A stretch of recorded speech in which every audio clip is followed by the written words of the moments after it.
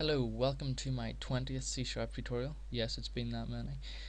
In this tutorial, I'm going to teach you, we're going to take a few steps back and veer away from the Windows form programming which we have been looking at in the past few tutorials.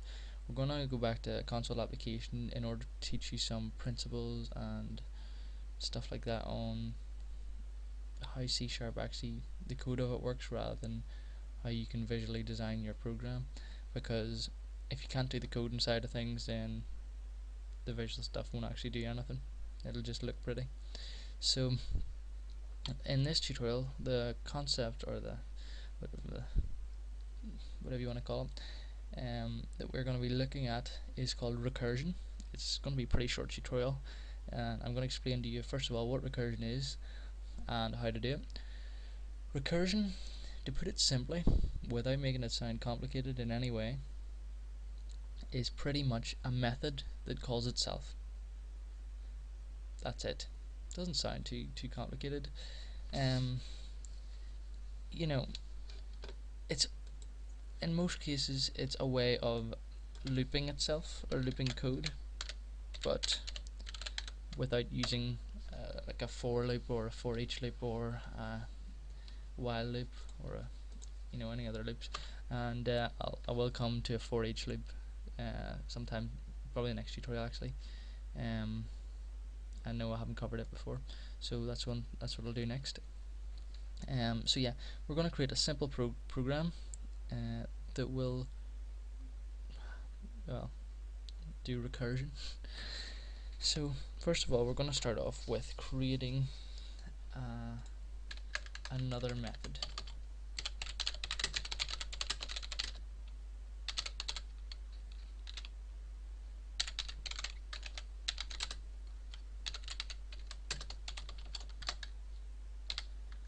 Okay, so we've created another method called nextNum, and it has the arguments of a num, or an integer called num.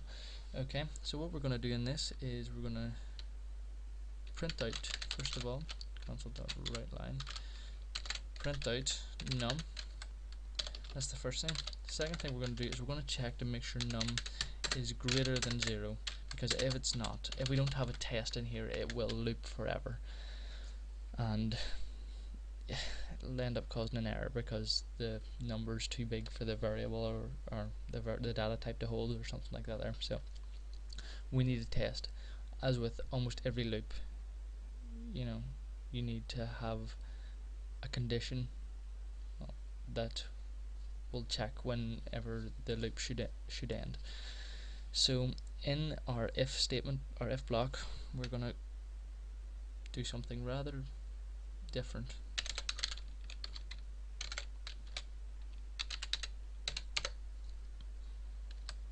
Okay, hang on.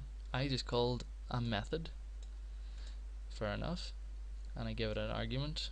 Well, I give it a piece of maths to do, so what's going to happen is divide num by 2. Nothing overly unusual there, except that the method we're calling is the method we're in.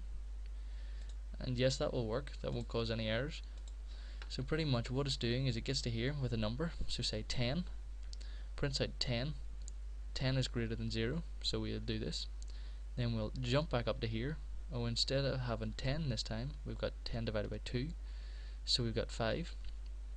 And it's an integer, so it won't take 2, or it won't divide 5 by 2 and get 2.5.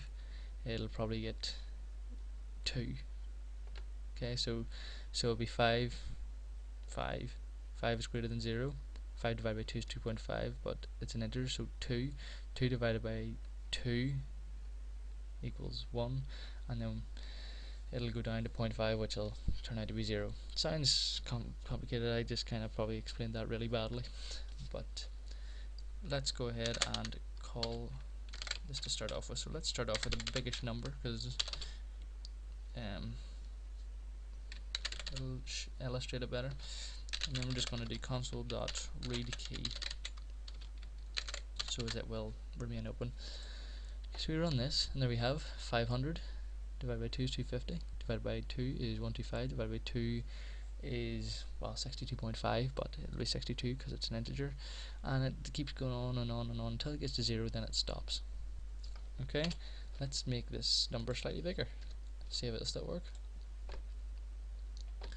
Yeah, and it works again. Divided by 2, divided by 2. You know, it doesn't really take that many steps before you get to 0.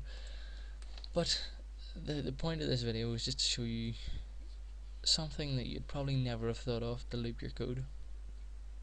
Like, personally, I would always think of using a loop first of all before I would ever think of using a recursion, but it is there for you to use, and it's very useful sometimes. So I'm just teaching you that principle now, so as you know about it, and that there are alternate ways of doing things. So thanks for watching. Please subscribe and like this video. If you have any suggestions, please comment, and in the next tutorial we're going to be learning about for each loops. Okay, thanks for watching.